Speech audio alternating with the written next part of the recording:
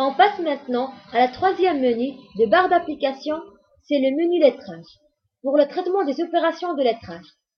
Pour la première option, compte lettrable, c'est-à-dire les comptes pouvant subir les opérations de lettrage.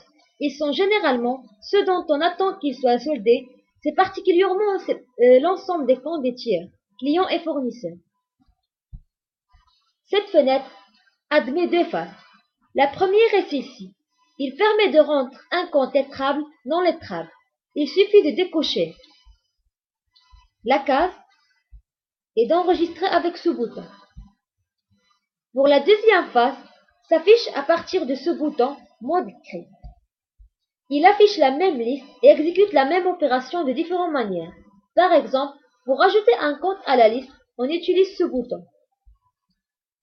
Il suffit de saisir le numéro de compte à ajouter. Par exemple, le compte 111. De confirmer et voici il est ajouté. Pour l'enlever, on utilise ce bouton. Voici il est enlevé. Cette fenêtre vous permet aussi d'ajouter plusieurs comptes à la fois à partir d'ici. On va saisir le début de compte qu'on veut l'ajouter. Par exemple, le compte débité par 11. Et voici, ils sont ajoutés. Pour les enlever, on utilise la même façon à partir d'ici. Et voici, il est enlevé. Pour revenir à la première face, il suffit d'utiliser ce bouton, Mode liste. Et voilà. Et on ferme la fenêtre.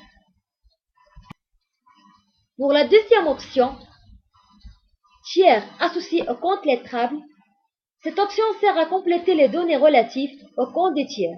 Elle est indispensable pour ceux qui utiliseront la déclaration de TVA.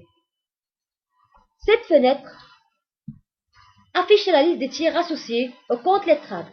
Vous avez la possibilité de le modifier. Par exemple, on va modifier quelques champs. Ici, le champ de nature des marchandises.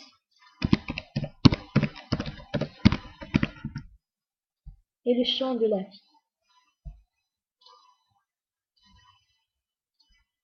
Puis, enregistrer les modifications. Vous pouvez aussi créer un nouveau compte tiers à partir de cette icône.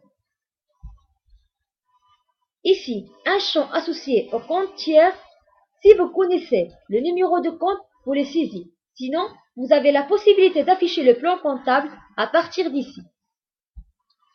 On va choisir ce compte. Et voici il est ajouté.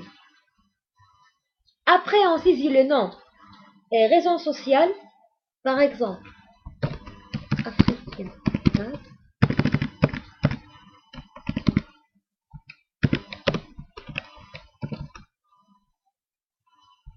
Le numéro fiscal.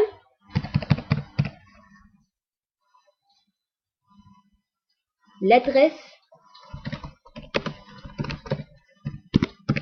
La ville.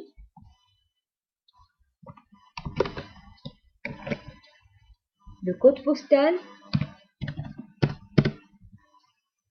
La nature des marchandises.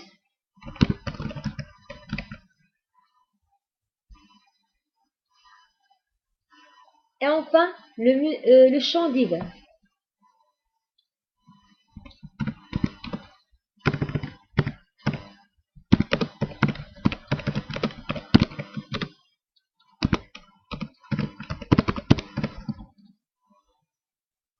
Et on enregistre les données. Ce bouton permet d'afficher la liste des tiers. Et voici le compte qu'on a saisi, il est ajouté.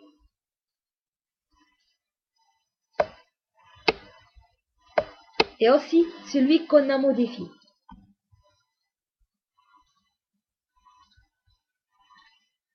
Pour les autres boutons de la fenêtre sont habituels, supprimer, fermer et imprimer. Et on ferme cette fenêtre. Pour les deux options, compte lettré et compte non lettré, il affiche la liste des comptes lettrés ou les non lettrés. On passe maintenant à l'option Imputation non lettrée, lettrage manuel. Une imputation non lettrée, c'est-à-dire toutes les lignes de détail d'une écriture comptable où figure une compte lettrable. Et pour l'option imputation lettrée, délettrage manuel, affiche le même tableau d'options précédentes. La différence entre les deux, il y a une colonne lettrée dans le deuxième au lieu du ABCD et le bouton qui permet de délettrage au lieu de ceux qui font le lettrage. Et on ferme les fenêtres. On passe à l'opération de lettrage équilibré. On peut l'accéder aussi à partir de cette icône. Cette fenêtre affiche le tableau d'opérations. Vous avez le choix d'afficher soit les opérations équilibrées, non équilibrées ou toutes les opérations. Et aussi, vous pouvez délettrer les opérations. Pour le délettrage automatique, vous pouvez avoir recours à cette option lorsque vous avez traité un dossier volumineux ou vous avez une stratégie de ciser des écritures. Cette fenêtre s'affiche. Ici, normalement, l'endroit de liste des comptes lettrables qui ont été effectivement mouvementés dans le dossier chargé.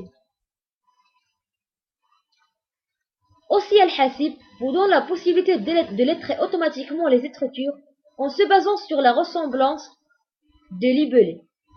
À partir de cette fenêtre, il présente les critères pour que deux libellés se rassemblent. S'ils sont identiques, ils ont commun en des caractères ou ils ont commun un bloc de moins une valeur. Cette flèche change l'endroit de propriété des méthodes de lettrage automatique. Ces numéros 1, 2 et 3 présentent l'ordre de priorité dans lequel se fera le lettrage automatique. On appuie ici pour effectuer l'opération de lettrage et on ferme la fenêtre. Pour le délettrage automatique, consiste à choisir un jeu des opérations de lettrage effectuées automatiquement ou manuellement et de le supprimer. Vous pouvez aussi enregistrer pour chaque opération de lettrage sa date de réalisation. Ici, pour supprimer les opérations de lettrage non équilibrées, cette case supprime les opérations de lettrage effectuées automatiquement. Ici, vous permet de choisir la période de l'opération. Ici, on sélectionne l'ensemble des comptes lettrables pour lesquels vous voulez enlever certaines opérations de lettrage. Par exemple, on va supprimer les opérations entre cette période